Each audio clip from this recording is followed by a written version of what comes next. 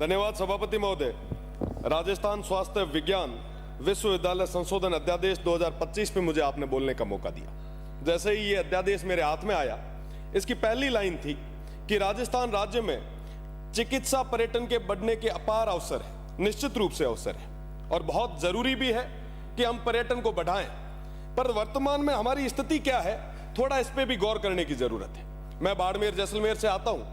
बाड़मेर और जैसलमेर के सारे लोग 70 से 80% लोग मरीज गुजरात उन तमाम हॉस्पिटल्स में उपचार के लिए जाते हैं। हम टूरिज्म की बात कर रहे हैं, हमारे खुद के लोगों को हम रोक नहीं पा रहे। मैं तो धन्यवाद दूंगा स्वर्गीय जसवंत सिंह जी को, जिनके प्रयासों से एम्स बन पाया और मारवाड़ को एक बेहतर चिकित्सा सुविधा उपलब्ध हो पाई।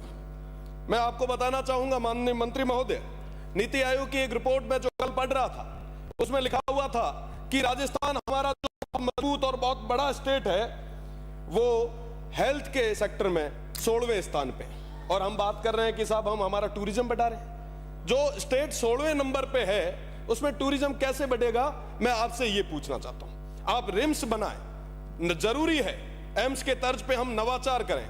देखो, बकरो वैन उर नाम शेर राखण में वो शेर को नहीं बने। आपको और ज्यादा स्थितियों में सुधार लाने की जरूरत है।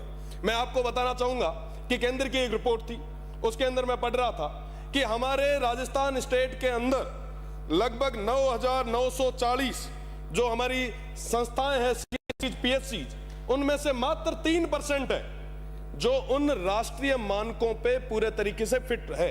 बाकी 97% हवा में है। उसकी जिम्मेदारी कौन लेगा? उसके ऊपर कोई बात नहीं है। हम तो आरयूएचएस को रिम्स बना रहे हैं। अरे भैया, बने कहीं बना दो, पर हेल्थ की जब तक हम पूरे तरीके से उनको मजबूत नहीं करेंगे, तब तक ये बदलाव नहीं आ सकता। एक सीएजी की ऑडिट रिपोर्ट थी।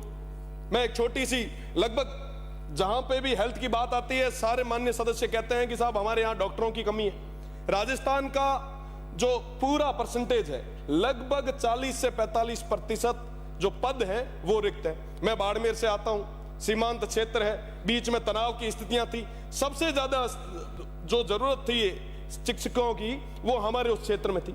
आज सबसे ज्यादा वहां पे पोस्टें खाली पड़ी है, कोई बात करने के लिए तैयार नहीं है। मेरा तो माननीय मंत्री जी से निवेदन रहेगा, रिम्स अपन बनाएं, पर पहले जो हमारा स्ट्रक्चर है उसको हम मजबूत करें। मैं कहना चाहूंगा कि WHO की एक रिपोर्ट थी। उस WHO की रिपोर्ट के अंदर लिखा हुआ था कि 1000 लोगों पे एक डॉक्टर की जरूरत है।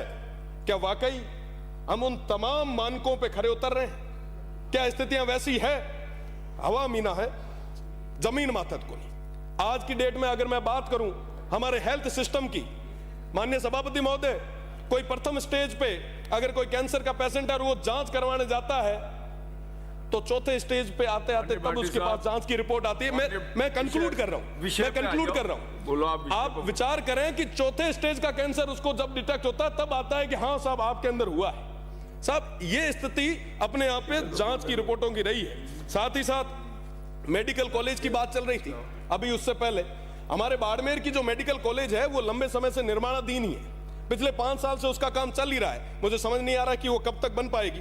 सीटी स्कैन मशीन, जो बाड़मेर की MRI और तमाम चीजों की मांग पहले भी इस सदन में रख चुके हैं, पर उसके ऊपर भी अभी तक कोई मजबूती से ठोस कोई काम हुआ नहीं है। हमारे बाड़मेर के लोगों को आज भी दिन ब दिन भटकना पड़ रहा है। अगर मैं जर्जर भवनों की बात करूं, थोड़े दिन पहले की घटना, आप रिम्स बनाएं, निश्चित रूप से बनाएं, पर पहले जो स्ट्रक्चर है उसको मजबूत तो करें। कभी भी कोई भी हादसा हो सकता है।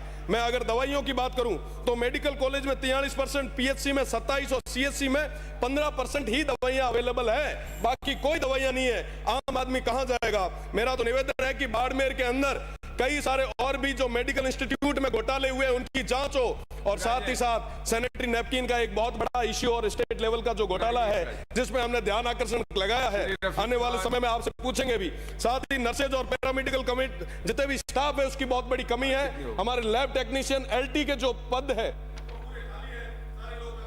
कर लेने दो सर, पूरा